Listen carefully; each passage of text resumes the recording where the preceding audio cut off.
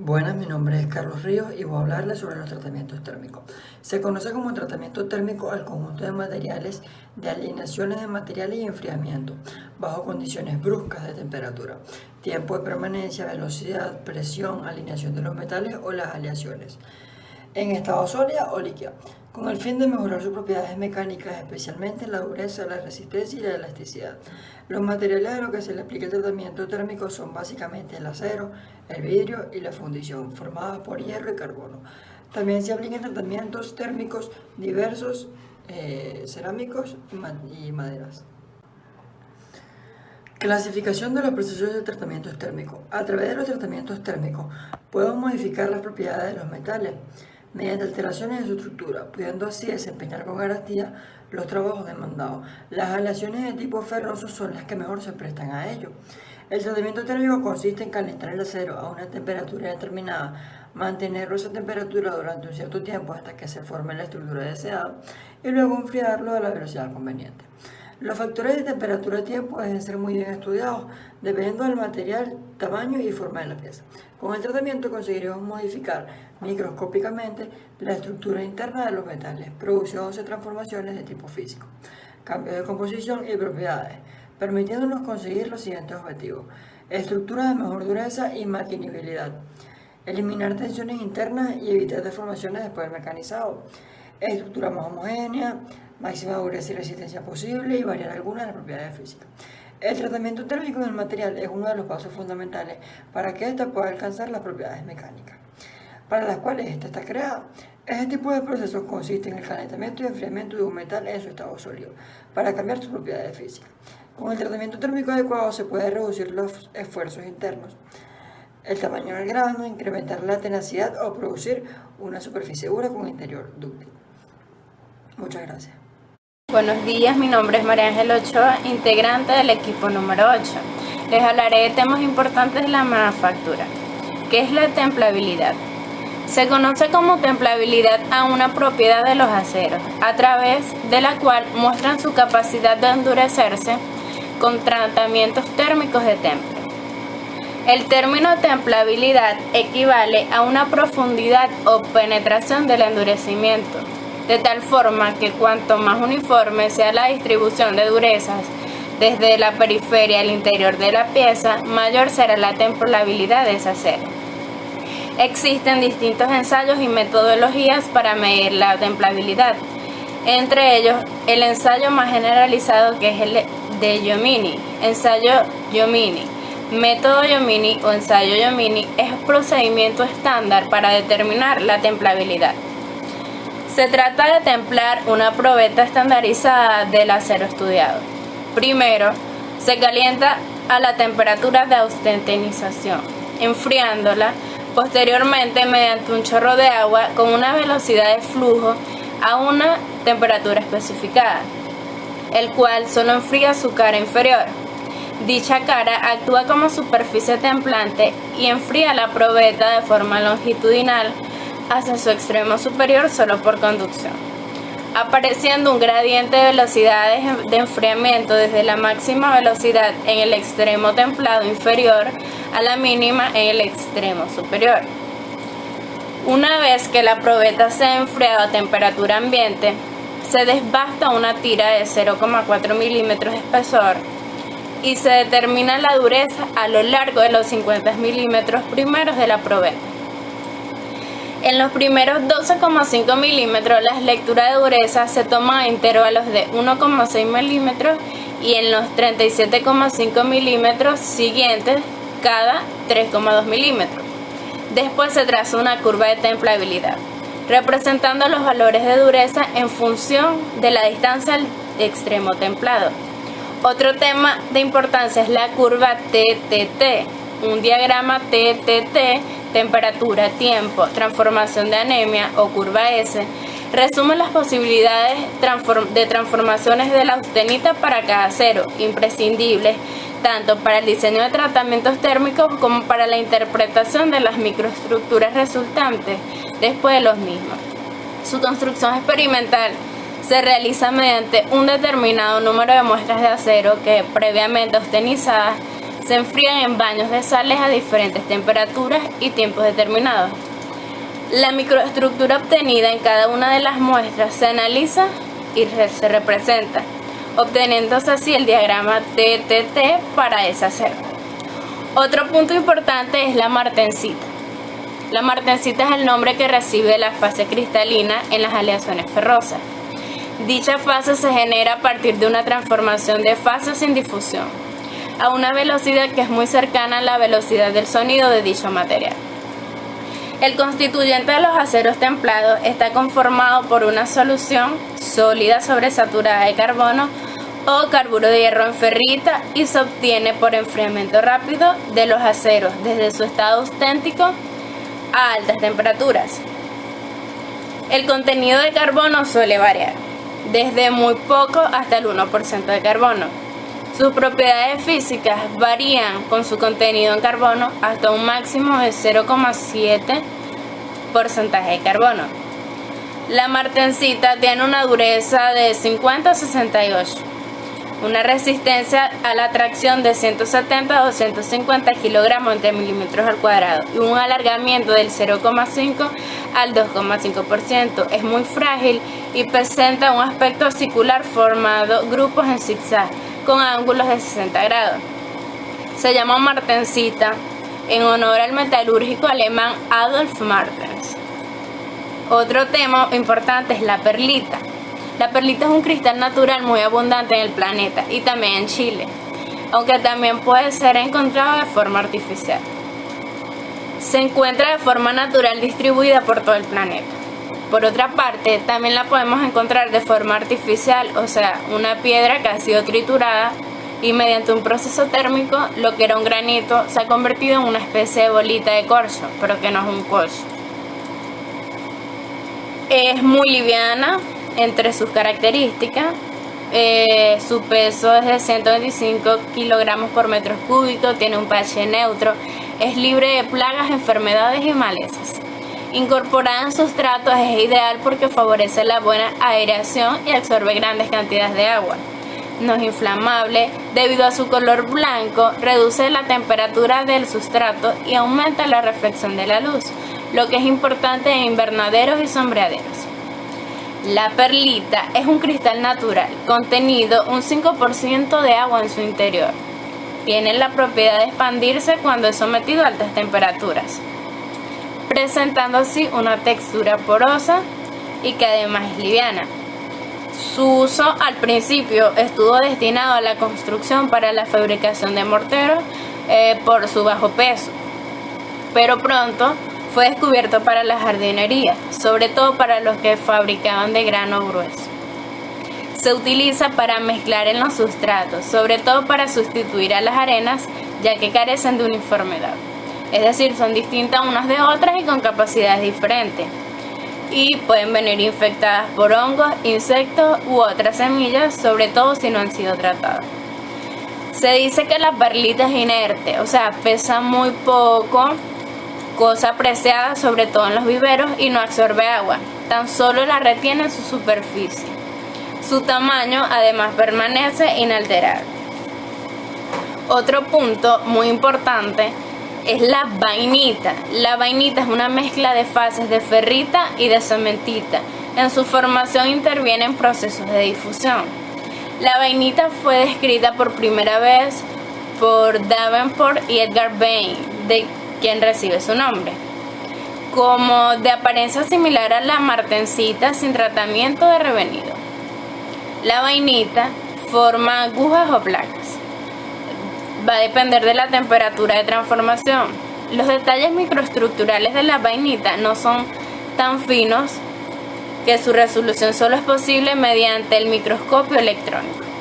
Está compuesta de una matriz ferrítica y de partículas alargadas de cementita. La fase que rodea las agujas es martensita, a menos que se haga un tratamiento isotérmico hasta transformar toda la austentita en vainita. A diferencia de la perlita, la ferrita y la cementita, no están presentes en formas que dependen de la aleación y la temperatura de transformación. La microestructura depende de la temperatura y se distinguen dos morfologías. La vainita superior, que se forma en rangos de temperatura inmediatamente inferiores a los de la perlita. Se compone de agujas o de bastones de ferrita con cementita entre ellas. Y la otra es la vainita inferior, que se forma a temperatura del orden de la martensita, ligeramente superiores. Se produce preferentemente en transformaciones isotérmicas, aunque también puede hacerlo a enfriamiento continuo y corresponde a una transformación intermedia entre las que corresponden la perlita y martensita. Los efectos del contenido del carbón. El aumento del contenido de carbono en el acero eleva su resistencia a la tracción, incrementa el índice de fragilidad en frío y hace que disminuya la tenacidad y la ductilidad. Los elementos aleantes en el comportamiento de la curva TTT. La influencia de los diversos elementos varía bastante de uno a otros casos, siendo diferente la acción de cada uno de ellos. Por ejemplo, el manganeso y el molibdeno son los elementos que ejercen una influencia más intensa en la templabilidad. La acción del cromo es aproximadamente de solo un 80% del manganeso y molibdeno. La del silicio es solo un 30%. Y la influencia del níquel en la templabilidad es solo un 15% de la de esos elementos que cité al principio. Muchas gracias. Mi nombre es Paola Negriño. Pertenezco al grupo 8 de la sección 305I1 y expondré el endurecimiento por envejecimiento o por precipitación. El endurecimiento por precipitación se basa en los cambios en la solubilidad del sólido con la temperatura para producir partículas finas de una impureza de fase, que impiden el movimiento de dislocaciones o defectos a través de la estructura del cristal. Dado que las dislocaciones son a menudo los operadores dominantes de la plasticidad, esto sirve para endurecer el material. Las impurezas desempeñan la misma función que los refuerzos en los materiales compuestos reforzados. Así como la formación de hielo en el aire puede producir nubes, nieve o granizo, dependiendo de la historia térmica de una porción dada de la atmósfera. La precipitación de los sólidos puede producir diferentes tamaños de partículas, que tienen propiedades radicalmente diferentes. A diferencia del temple ordinario, las aleaciones deben mantenerse a temperatura elevada durante horas para permitir que la precipitación tenga lugar. Este retardo de tiempo se denomina envejecimiento. Su objetivo. El envejecimiento térmico, también conocido como endurecimiento por precipitación, es un tratamiento térmico para endurecer, como ya había aclarado. Es decir, aumenta la dureza y la resistencia a las aleaciones. Se basa en la deposición de fases metaestables de forma finamente dividida, de modo que forman una barrera eficaz contra los movimientos de las dislocaciones. La resistencia a la fluencia de las aleaciones así tratadas puede aumentar hasta 300 megapascales. Temperatura. El endurecimiento por envejecimiento de precipitación se lleva normalmente a cabo a temperaturas que varían entre los 900 y los 1150 grados Fahrenheit en vacío, en atmósfera inerte o al aire. Tiempo. Para tiempos de retención que van desde 1 hasta 4 horas, dependiendo del material y las características. Medios de calentamiento y enfriamiento. El temple significa el enfriamiento rápido de las probetas por inmersión en un fluido refrigerante. El enfriamiento debe ser de un gradiente tal que después del mismo la microestructura siga siendo monofásica, aunque alcanzada no en equilibrio irreversible termodinámico, lo que se denomina metaestabilidad. Para esta aleación y el espesor de las muestras, el enfriamiento en aire a temperatura ambiente logra este objetivo, es decir, el envejecimiento. La etapa de envejecimiento aplicada después del temple queda definida por la temperatura Q sub E y el tiempo de permanencia T sub E. Ambos parámetros son variables fundamentales de esta etapa. Aplicaciones. El uso del tratamiento en solución de tratamiento en forma aislada o el tratamiento en solución seguido por endurecimiento por envejecimiento o precipitación se utiliza comúnmente con aceros inoxidables que pueden endurecerse por precipitación. Su efecto en las propiedades mecánicas. En el proceso de precipitación, si la aleación recalentada se mantiene a la temperatura elevada por un periodo largo, los precipitados comienzan a coalescer y crecer. Se vuelven más grandes, aunque más escasos. A este proceso se le llama sobreenvejecimiento y la aleación resultante es más suave y débil. Existe una relación óptima tiempo-temperatura en el proceso de envejecimiento que debe ser respetada para obtener las propiedades deseadas. Obviamente, una aleación envejecida solo se puede utilizar hasta cierta temperatura máxima de servicio. En caso contrario, sobreenvejecerá y por lo tanto perderá su resistencia y dureza. Aunque más débil, una parte sobreenvejecida tiene mejor estabilidad dimensional. Gracias. Buenas, mi nombre es Andrés Zuleta de la sección 305I1 de manufactura y hoy les voy a hablar sobre la curva TTTT, o sea, curva de temperatura, tiempo y transformación de anemia, o curva S. Esta curva resume las posibles transformaciones de la austentita para cada acero imprescindibles tanto para el diseño de tratamientos térmicos como para la interpretación de microestructuras resultantes después de estos mismos. Su construcción experimental se realiza mediante un número determinado de sales a diferentes temperaturas y tiempo determinado, ¿verdad? La microestructura obtenida por cada una de las muestras se analiza y se representa obteniendo así el diagrama de acero. La mastercita. La martensita, como dice el nombre, recibe la fase cristalina de las aleaciones ferrosas. Dicha fase se acerca a partir de una transformación de fase sin fusión a una velocidad de aproximadamente la velocidad del sonido. Además, constituye a los aceros templados, esto también conformado por una solución sólida sobresaturada de carbono o de hierro en ferrita, y se obtiene por medio de enfriamiento rápido de los aceros en su estado auténtico a alta temperatura. El contenido de carbono puede variar desde muy poco carbono, por ejemplo el 1%, hasta de 1%, y sus propiedades físicas también varían con su contenido de carbono hasta máximo del 0,7%, ¿verdad? La matercita tiene una dureza de 50 a 68 RC, que eso puede ser resistencia a la tracción, y ahora resistencia a la tracción de 170 a